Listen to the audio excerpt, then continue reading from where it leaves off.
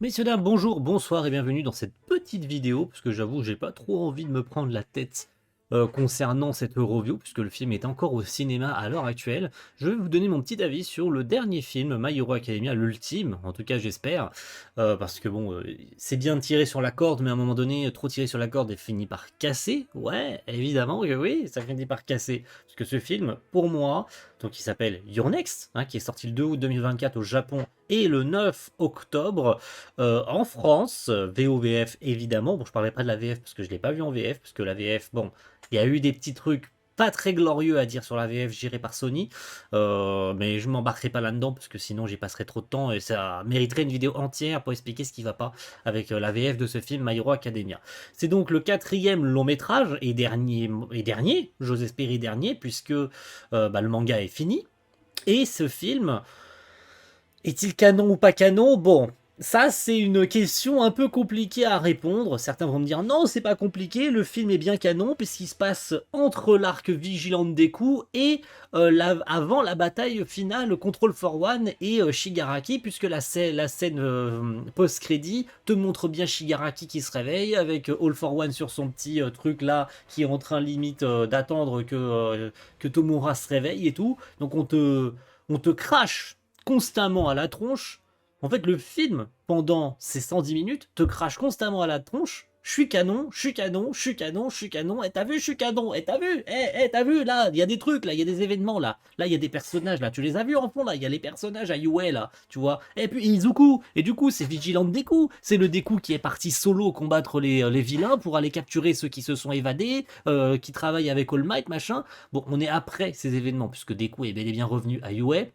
Et il travaille en collaboration avec tous les élèves de la classe A, etc. Donc toute cette phase du Dark Deku qui travaille seul, elle n'y est pas. Voilà, il est bien redevenu le Deku classique. Bon, sans gueuler tout le temps, puisque voilà, on est face à un Deku un peu plus mature, hein, qui a combattu solo, qui maîtrise la plupart de ses alters du One for All. Je crois qu'il les maîtrise tous, en fait, quasiment dans ce film-là, il s'en sert. Et donc, on est face à un nouveau méchant, le fameux All Might V2 qui se prend pour le nouveau symbole de la paix, le Dark Might, ou plutôt je vais l'appeler le mec qui a un syndrome de l'imposteur. Voilà, parce qu'à un moment donné, en fait, pour faire simple, le film, il va très vite au début. On te présente l'univers, on te dit, voilà, il se passe ça, c'est la guérilla urbaine, tout le monde se bat contre tout le monde, les vilains ont pris le contrôle, le Japon est en apocalypse total. On se rappelle, hein, pour ceux qui ont vu le manga et qui connaissent les événements à ce moment-là, ce qui, encore une fois, explique pourquoi le film te crache à la gueule constamment qu'il est canon. Euh, et on te met un premier méchant, genre on va capturer des vilains à droite à gauche, bref. Et puis, d'un seul coup, le film va très très vite. Il y a un mec avec des cheveux rouges, donc il s'appelle Giulio. On a une meuf qui s'appelle Anna. On sait pas à quoi il sert. On sait pas non plus à quoi sert Giulio, sauf que il tente de buter Anna. Donc on se dit, bah c'est lui le méchant. Puis finalement, t'as le Dark Deku et toute sa clique qui débarquent tous d'un seul coup.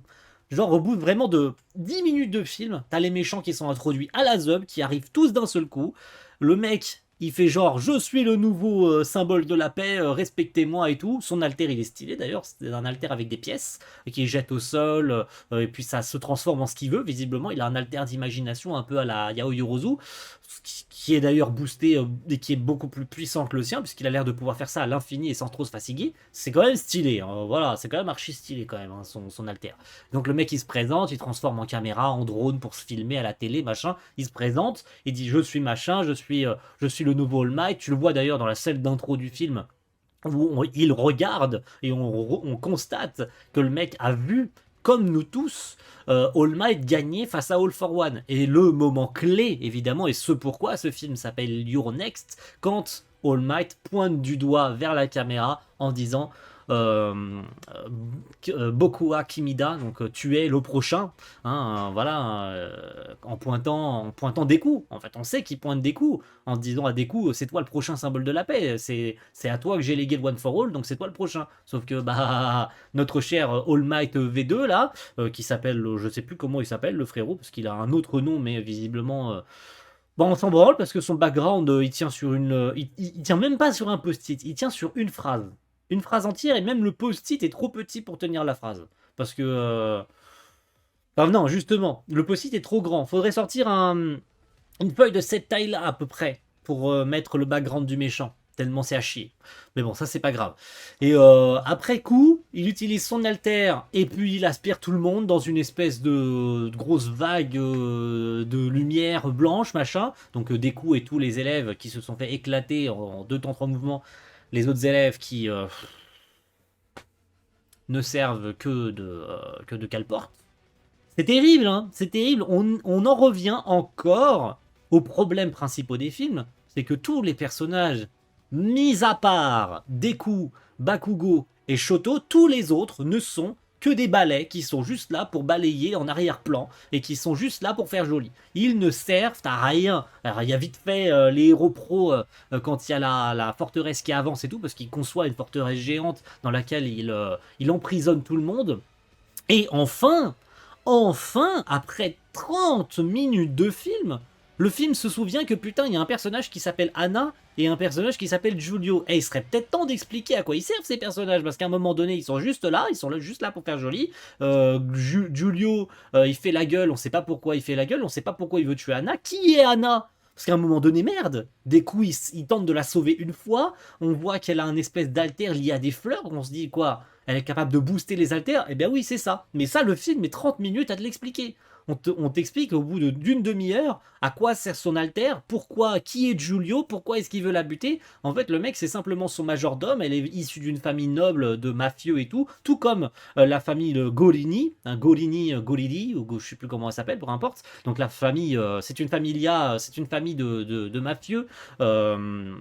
Dirigés donc par leur chef Dark Might, parce que le mec va changer de blase quand, après avoir appelé All Might et l'association des héros, t'as All Might qui va lui mettre devant la gueule, mais arrête d'utiliser mes idéaux, gros enculé, tu ne seras jamais comme moi et tu ne feras jamais rien de bien. Et le mec il rétropédale, c'est pour ça que je l'appelais syndrome de l'imposteur. Le mec il se prétend le nouveau All Might, donc il reprend le blase d'All Might. All Might lui dit non, tu ne seras jamais comme moi. Et le mec, je sais pas pourquoi, il vrille. D'un seul coup il fait ah bon, bah dans ce cas je serais pas All Might, je serais Dark Might. Et je ferais pas le bien, je ferais le mal. Ah trop bien, c'est génial putain. Et le mec il se prétend nouveau symbole de la paix pour respecter et parce qu'il respecte All Might à fond quoi. Il respecte All Might et ses convictions et machin, quand bien même il soit l'humanité soit au courant qu'All Might n'a plus d'alter. Et d'ailleurs il découvre, il devine tout seul que Deku est le nouveau possesseur du One for All. Pourquoi? Peut-être qu'il l'a vu à la télévision parce que tout le monde est au courant que Deku possède le One for All. À part ça, va chercher à comprendre comment il l'a su. Je ne sais pas. Le film ne te l'explique pas. Hein. Quand Deku l'affronte une première fois avec Giulio dans une petite salle, là.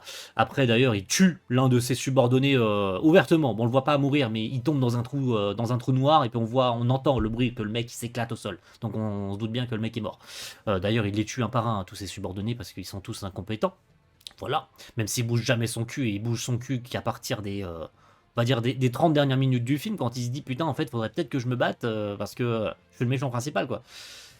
Et puis bon, on t'explique le background de Giulio et Anna qui est mignon, voilà, mais encore une princesse à sauver et encore un pouvoir surnaturel et surpuissant parce que Anna a un alter qui permet, ou plutôt malgré elle, parce que c'est un alter qui lui fait du mal, de muter les alters des autres. C'est pas comme si c'est quelque chose qu'on connaissait déjà. Voilà. Visiblement, ce cher Overhaul dans la saison 4 de MHA, de la série, parce que je sais plus c'est quel arc exactement, il aurait été content quand même de la voir Anna. C'est dommage que ce film soit pas canon. Et du coup, Giulio était, parce que malheureusement, il a perdu sa main droite, sa main est mécanique, il avait un alter qui permettait de contrer les effets de l'alter d'Anna. Donc elle avait un alter sphérique, et lui, sphérique, ou je sais plus comment ils appellent ça, le nom de son alter, pardon de ne pas le retenir, hein, il est trop compliqué à retenir, lui il avait l'alter inverse, qui permet de la soigner et de l'empêcher de souffrir, sauf que lui en retour évidemment il prend il prend sa souffrance et tout, donc c'est lui qui souffre. Mais bon, c'était son majordome, donc c'est le mec qui remplissait son rôle avec merveille, jusqu'à ce qu'évidemment la famille Gorini la capture et tue évidemment toute la famille de Anna, donc les Servino, qu'ils se servent de son pouvoir jusqu'à ce qu'Anna perde le contrôle total, et on le voit au fur et à mesure du film, où ses cheveux passent du blond au noir, en fait, et jusqu'à ce que ses cheveux deviennent totalement noirs, et c'est là où elle perd le contrôle de son alter.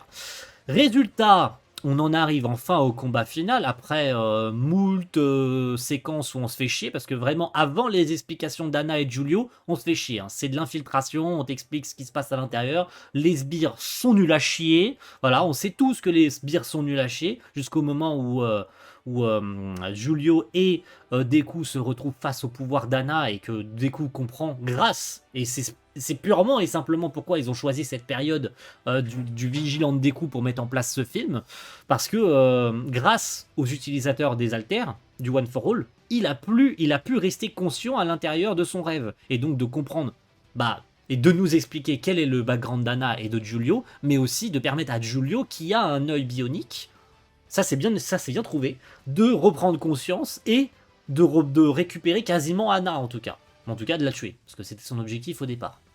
Puis, après, bon j'en reviens aux autres sbires inutiles, tout la team se reconstruit, et puis évidemment se dispatchent tous, hein, ils se redispatchent pour sauver les gens, et pour les faire sortir, et jusqu'à ce qu'évidemment les héros pros à l'extérieur, bon, dont 90% n'ont malheureusement pas de dialogue, et ça c'est bien dommage, hein. Il y a des persos, il y en a qui ont des dialogues, genre les Endeavor, les Hawks, et quelques-uns vite fait, mais la plupart d'entre eux malheureusement n'ont aucune ligne de dialogue. Moi je dis que c'est dommage, c'est-à-dire que les comédiens de doublage vont voir le film, les seiyuu vont voir le film et ils vont se dire ah putain mais il y a mon personnage, bah oui mais ils prononcent pas une seule ligne de dialogue, c'est dommage quand même, je suis présent dans le film mais je parle pas. Donc ça fout un peu les boules quoi quand même, hein. Bon il y en a beaucoup, le casting de MHA on sait qu'il est quand même assez gigantesque. Pareil hein, la foule, les rescapés qu'ils sauvent, la plupart ils ont pas de dialogue, hein, voilà, je veux dire c'est des PNJ, hein. Mais bon, preuve encore une fois que tout le monde est sacrifié et ne sert à rien et sert de faire valoir, sauf Izuku, Bakugo et Shoto, puisque bon, évidemment il y a Giulio qui vient se mettre dedans, hein, parce que Izuku lui a promis de sauver Anna, qui lui permettrait de sourire à nouveau, bidule truc, les classiques de héros quoi, je veux dire, même si on est dans un putain d'arc qui est quand même assez dark. Voilà, parce que Vigilante Deku, c'est un Japon détruit et tout, donc on n'est pas dans un truc très marrant, on n'est pas dans les mêmes valeurs, on n'est pas dans les mêmes bails. On sait en plus que dans cette même période, si le film se voit être canon, eh bien on sait qu'après ça, il y a la guerre contre All for One, la guerre finale contre Shigaraki et l'alliance des super vilains, donc on enchaîne quand même pas mal de délires, hein. Même si ce film se passe sur 24 heures, il y a quand même... Ils enchaînent les bails hein, quand même, hein, seulement si ce film est canon, hein. Bon, ils en arrivent au combat final. Après qu'Izuku ait galéré, que la pauvre Anna ait presque perdu le contrôle, que Giulio s'en est plus ou moins sorti malgré qu'il ait plus vraiment d'alter, il y a enfin le trio de gagnants, le trio classique qui se réunit, et Dark Might se fait tabasser. Tout simplement, au début, le mec il flex un max. Donc d'ailleurs, ils ont choisi le même Seiyu qu'All Might pour aller jusqu'au délire, pour associer le délire jusqu'au bout, hein. Le mec, ils lui ont donné la voix d'All Might, ce qui fait qu'à un moment donné, quand Dark Might, parce qu'on va l'appeler Dark Might, appelle All Might dans l'association des super-héros, en fait, le mec, il se parle à lui-même. C'est trop marrant. Alors, ils n'ont pas fait le même choix dans la VF, ça c'est bien. Mais dans la VO, en fait, All Might se parle lui-même. Et ça, c'est drôle. Ça arrive plus d'une fois que les personnages se parlent eux-mêmes. Même dans la VF, on a eu le cas il y a quelques années avec Dragon Ball Z ou Goten et Trunks. En fait, c'était doublé par Brigitte. Donc en fait, elle se parlait à elle-même quand Goten et Trunks se parlaient. Et là, on est dans le même cas. Le seiyuu elle-même pour les deux personnages. Donc ils se parlent eux-mêmes. Le mec, il se parle à lui-même. C'est trop drôle. Bon, bref. Revenons au combat. Donc, après avoir fait le malin, après avoir un peu envoyé valser Izuku et avoir flex un peu, une fois que Bakugo et Shoto arrivent, il se fait tabasser. Voilà, il se fait tabasser. Ça dure 5 minutes où on a le classico remix je sais plus comment il s'appelle, la musique de MHA, putain j'ai oublié la musique classique de MHA, la plus connue là, Yusei Run, c'est ça, Yusei Run, avec un 50e remix de Yusei Run, on a les persos qui attaquent, t'as des explosions, t'as la glace de Shoto, le feu de Shoto, Izuku qui se balance dans tous les sens, qui utilise ses attaques smash dans tous les sens, c'est beau. Voilà, s'il y a bien une qualité que le film il a, c'est son animation et ses musiques. Parce que franchement, même si on a encore un remix de Yusei Run, l'ensemble des musiques du film correspondent parfaitement à l'ambiance. Même quand on a le flashback de Giulio et Anna, on a une musique typique un peu mafieuse et tout.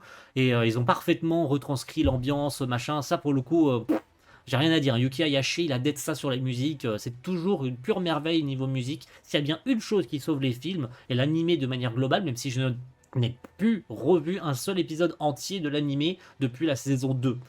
Ça n'empêche que les musiques sont toujours aussi superbes. Donc il se fait tabasser. Puis tu te dis du coup, bah c'est fini. Tu vois la forteresse qui se désagrège. Donc tu te dis, ça y est, c'est fini. Giulio, il a plus qu'à aller récupérer Anna. Et puis tout est bien qui finit bien. Non, non, non, c'est pas fini. C'est là où tu te dis, putain, le film, il te prend vraiment pour un con. Le film n'est pas fini, puisque Anna perd le contrôle de son alter. Tu te dis, bah putain, ça va partir en couille, puisque bah Giulio, il est plus censé pouvoir se servir du sien, parce qu'il ne fonctionnait que uniquement avec sa main droite. C'est hyper handicapant quand même pour un mec qui a perdu sa main droite. Donc il la prend dans ses bras, il fait s'il vous plaît, rien qu'une fois, si mon pouvoir pouvait fonctionner même sans ma main droite. Et puis là, le film te dit ouvertement, devant tes yeux, il s'approche de ton oreille et il te susurre très doucement, ta gueule c'est magique. Le film te dit ouvertement, ta gueule c'est magique. Genre, l'alter d'Anna et Giulio rentre en résonance. Et puis, il lui annule son alter. Voilà. Ta gueule, c'est magique. C'est comme ça que je l'ai pris personnellement. Il n'y a aucune logique. Genre, la seule explication que Giulio était capable de te dire, c'est oh là là, vu que t'avais un alter et moi le mien allait au contraire du tien, ils sont entrés en résonance. Donc ça m'a permis d'activer le mien et de désactiver le tien. Va te faire foutre le film. Va te faire foutre le film. Et puis évidemment le Dark Knight, parce qu'il était censé être battu. Et ouais, le mec il en a pas fini, il revient, il en a gros sur la patate, il revient, je sais pas comment, peut-être à cause de l'alter d'Anna, mais sinon ta gueule. Et il devient un espèce de monstre hideux tout noir de base, et puis après il devient tout rouge. Et puis c'est le moment. Yutaka Nakamura. Eh ouais, on l'attendait le frérot. Moi je l'attendais pendant le combat où encore Dark Knight était debout et conscient. Non, non, non, non, non, non, non, non, non. C'est quand il devient une bête incontrôlable que Nakamura il se réveille et qui te sort un truc. Je veux bien qu'on adule Nakamura. Je l'adore. De toute façon, c'est l'un des animateurs les plus connus sur la toile encore aujourd'hui. Tout le monde est conscient que ce mec existe et tout le monde sait évidemment que c'est un interne à Bots. Tout le monde le sait, je veux dire, tu prononces le nom de Yutaka Nakamura, tu penses systématiquement à My Hero Academia. Par contre, entre nous, hein, et c'est purement personnel, sa séquence c'est du n'importe quoi. J'adore ce qu'il fait, hein, mais le mec, je sais pas ce qu'il a dans la tête. De fil en aiguille des films, je sais pas ce qu'il a, mais il est parti en couille. Il a trop pris la confiance, je sais pas ce qui s'est passé. Mais le mec, il a pété un câble avec ces putains de films. Je sais pas. Déjà, dans le troisième, sa séquence là où il fait des coups de poing à la mode Jojo, là, t'as des coups qui se décuplent en 3 là, quand il affronte le méchant qui renvoie les coups là dans le troisième film, dans World Heroes Mission. Il se décuple en 3, le mec il frappe des coups à la Jojo et tout. Ça part déjà suffisamment en couille comme ça la séquence. C'est déjà archi brouillon, tu comprends à moitié ce qui se passe. Mais alors là, les gars, c'est magnifique, hein. C'est magnifique, je dénigre pas le travail de Nakamura. Ce mec est un génie de l'animation, il est incompris ce mec. On ne comprendra jamais ce qu'il a dans sa tête, hein. Mais c'est n'importe quoi. C'est n'importe quoi. C'est du n'importe quoi cool, mais c'est du n'importe quoi quand même. Le coup de pied de Deku au ralenti, slow motion, ultra méga slow motion. Alors le moment où t'as Izuku, Bakugo et Shoto qui sont tous les trois là, qui sont alignés, et puis t'as Izuku au milieu qui part. Et puis qui se met en avant comme ça et qui pointe son pied vers l'avant et tout. Et en fait, le mec, il lui fonce pas dessus, il lui met juste des coups de pied de loin. Et puis après, t'as des explosions, mais tu comprends pas ce qui se passe. Genre, ça explose dans tous les sens, tu sais pas. Tu sais pas ce qui s'est passé. Et puis, le méchant, du coup, qu'est-ce qui arrive au méchant? Bah, il est pulvérisé. Le méchant est pulvérisé, tout simplement. C'est pas courant hein, dans My Hero Academia qui tue un ennemi. Sauf si l'ennemi se tue lui-même. Parce que jusqu'à preuve du contraire, dans Two Heroes, je ne crois pas que le méchant soit mort. J'en ai pas de souvenir que le méchant soit mort. Je crois qu'il est pas mort. À moins que si, mais faudrait que je revoie la fin du combat dans Two Heroes. Dans World. Ah Dans le deuxième film. Parce que je sais pas pourquoi j'ai un trou noir là. Comment il s'appelle le deuxième film Heroes Rising. Bah en fait, c'est pas eux qui tuent le méchant, c'est Shigaraki qui le termine. Alors le mec était de toute façon destiné à crever s'il récupérait pas l'altère des deux gamins, enfin du gamin plutôt. Donc le mec était quand même destiné à crever à un moment donné, donc c'est pas de la faute de Deku et des autres, ils ont fait que l'arrêter, c'est tout. Mais c'est bel et bien Shigaraki qui lui met la main sur le visage et qui le tue. Dans World Heroes Mission, le méchant est pas tué, il est arrêté par la police. Donc Deku ne fait que le battre et il est arrêté par la suite. On le voit, hein, on le voit qu'il a les menottes et qu'il est arrêté. Et dans ce quatrième et ultime film, si tentez de penser qu'il s'agit de l'ultime film, le méchant il est pulvérisé. Voilà. Et puis je trouve ça ridicule. C'est pour ça que je parlais du background de Dark Might qui n'a même pas besoin de tenir sur un post-it tellement son background est à chier. Le mec, on a juste au moment où il se fait tabasser par Izuku, Bakugo et Shoto et qui perd son masque de Dark Might, parce qu'en fait le mec s'était juste refait faire la gueule, c'était juste un masque en silicone que le mec avait sur la tronche. Donc quand Shoto lui crame la gueule, en fait il retrouve son vrai visage. Et donc à ce moment-là, à la seconde ou quelques secondes avant qu'il se fasse tabasser, on a son background et ça consiste juste à ce que le mec il soit face à son père, l'ancien dirigeant de la mafia, et que son père lui dise ouais en fait tu voulais trop de pouvoir, c'est pour ça que tu ne deviendras pas un bon chef et truc et machin. Et le mec il te sort vite fait ouais en fait j'ai adulé All Might, il a jamais perdu face à l'adversité machin. Et puis tu le vois qui bute son père. Et c'est tout. Super background. Super. Ah c'est génial, hein. Le mec il est méchant, tu sais pas pour quelle raison il est méchant. Il voulait plus de pouvoir. C'est super intéressant comme background, dis donc. Eh, c'est plus Giulio et Anna qui tiennent le film que Dark Knight lui-même. Alors que putain, le film, on te l'a vendu pour un All Might V2. On te l'a vendu pour être un film avec un All Might V2 qui essaye de reprendre le flambeau d'All Might. Mais en fait, il pue sa grand-mort. Et à partir du moment où le mec commence à se faire tabasser, il se chie dessus jusqu'à ce qu'il se fasse tabasser. Et après, c'est même plus lui-même, en fait. Il perd le contrôle de son alter à cause d'Anna, puisqu'elle a muté son alter, et que le mec, il devient un espèce de monstre hideux, et il se refait casser la gueule derrière. Donc c'est terrible qu'on en arrive là. C'est terrible. Et puis évidemment, le ta gueule, c'est magique, que Giulio, il arrive à reprendre contrôle de l'alter d'Anna. Voilà, quoi. Voilà, il n'y a rien à sauver. Scénaristiquement, il n'y a rien à sauver. Et puis évidemment, sans oublier la scène post-crédit, qui te hurle à la tronche, déjà que le film n'a pas suffisamment fait du début à la fin, te hurle à la tronche, je suis canon. Je veux bien accepter, après avoir vu le film, même si ça date que de 24 heures pour moi, et bon, ça reviendra à plusieurs jours, puisque évidemment la vidéo, le temps que je la sorte, la monte, et puis avec mon calendrier, elle sortira que la semaine d'après, je vous le cache pas, elle sortira que la semaine d'après, tout le monde aura eu le temps de voir le film, j'espère. Je veux bien admettre que le film soit canon, pour une seule raison. Pas pour la scène post-crédit, puisque la scène post-crédit, elle va aller se faire foutre. Pour une seule et unique raison, je veux bien admettre que le film soit canon. Mais sinon, pour le reste, il faut aller se faire foutre. Ok? Je vais vous dire pourquoi. Ce film ne se passe que sur 24 heures. Comme le film 1, pourtant ça n'explique pas pourquoi est-ce qu'on n'était pas au courant sur la famille Gorini. Parce que putain, quand All Might on lui dit hey, c'est la famille, quand Hawks lui dit hey, vous les reconnaissez pas, c'est la famille Gorini. Et puis t'as All Might qui fait oh putain, c'est eux. Mais on les connaissait pas. Ils sortent d'où ces gens?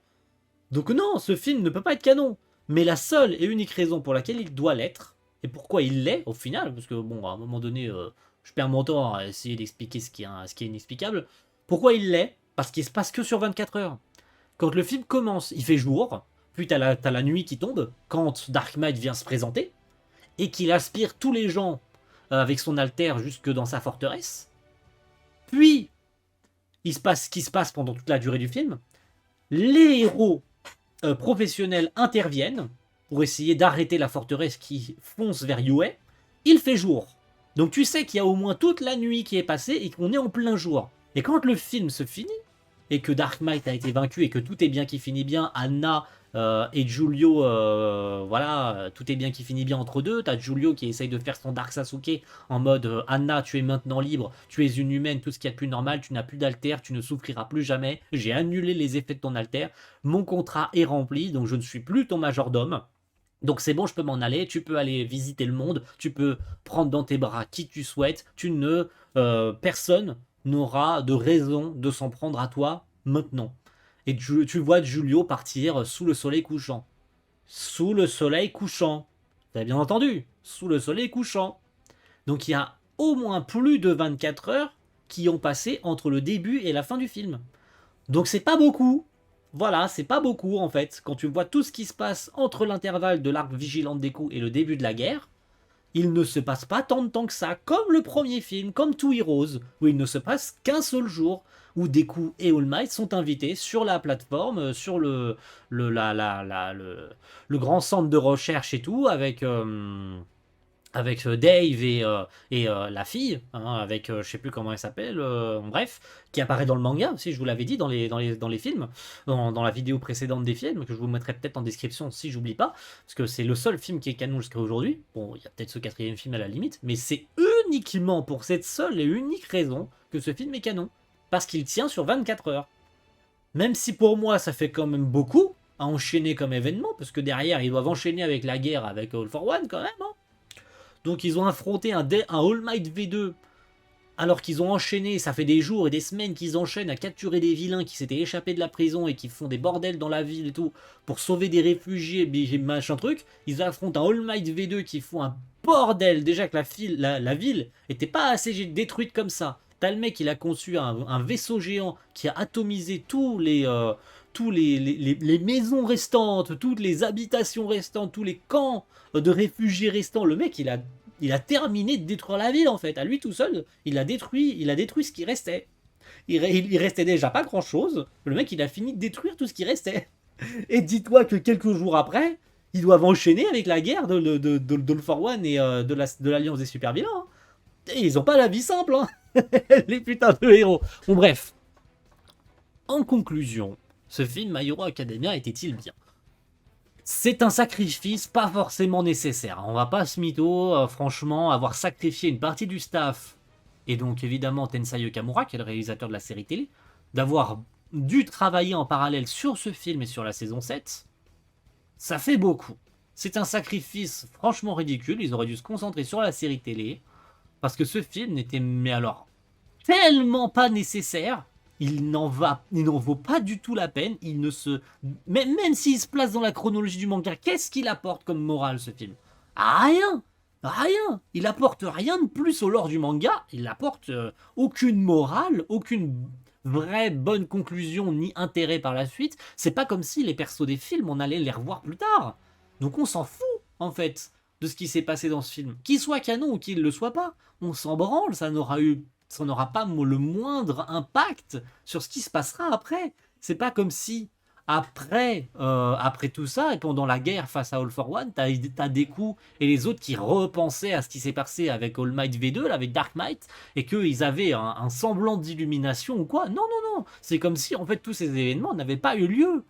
Donc voilà, et c'est une autre raison qui fait que ce film n'est pas canon, parce que les persos, on les reverra pas, et puis il n'y a pas de vraie répercussion. Il n'y en aura pas, il n'y en aura pas eu de répercussion. C'est pas comme si à un moment du film, Deku avait une réflexion genre putain, ça me fait penser à Shigaraki, ou genre, tu sais, quand il dit All Might, enfin, tu peux pas te servir des idéaux d'All Might et tout, et puis qu'il avait une pensée pour Shigaraki ou All for One, tu vois. Au moins un minimum de cohérence et de raccord avec la série et avec l'histoire du manga. Il y en a pas. Il n'y a même pas le moindre raccord. Le seul raccord qu'il y a, c'est que quand à la fin du film, ils battent Dark Might et que t'as la forteresse qui se détruit, tu vois tous les gens à Yue. Donc tous les rescapés de Yue, dont la mère de Deku, dont Kota, dont la meuf semi-humaine, la grande, là, avec un long nez et tout, poilue, là. Je sais plus comment elle s'appelle, la fille que Deku sauve. C'est la seule chose qui relie ce film au manga, en fait. Sinon, il n'y a rien qui relie ce film au manga. Mais il est canon. Allez, ouais, si vous voulez, allons-y. Parce que sinon, voilà, je sais qu'on va me taper dessus et qu'on va chercher des explications, là, il n'y en a pas. Il est canon, si vous voulez. Allez, voilà, j'abandonne. Donc bref, est-ce que c'était un bon film? Juste pour passer le temps. Parce qu'à un moment donné, je trouve que 110 minutes, c'est trop long. Il y a une grosse phase d'infiltration qui sert à rien. Et le film, pendant cette première demi-heure, grosse demi-heure, à partir du moment où tu rentres dans la forteresse et tout, où des coups il attend même pas ses potes, tu sais, il leur dit, il dit à Ochako, attends en haut, dis à Anta des trucs des trucs par les coudes là, son scotch par les coudes là, puis descendez, puis des coups en fait il part tout seul, il attend même pas ses potes, tu sais pas pourquoi, il a juste à attendre, il aurait pu attendre Ochako et les autres, mais non, il a décidé de partir tout seul, bref. Toute cette phase-là était à chier, le méchant est à chier, la morale est à chier, il n'y a que l'animation et la musique pour sauver le délire, et puis c'est tout. Classique d'un MHA, j'ai envie de dire. Les films ont plus ou moins toujours tourné de cette façon-là. La morale des méchants a toujours été pareille dans tous les films, sauf le troisième, où clairement on fait un copier-coller d'un des méchants déjà existants du manga, parce qu'on n'a pas la moindre idée. Puis là, on fait un All Might V2 qui finalement rétropédale très vite. Donc l'idée de base de faire un All Might V2 est balayée en 20 minutes. Donc, merde, voilà, c'est dommage. Il y avait un vrai potentiel et tu le gâches au bout de 20 minutes. Moi, j'ai rien de plus à dire. Merci à tous et rendez-vous très vite pour une prochaine vidéo. Ciao tout le monde, bye.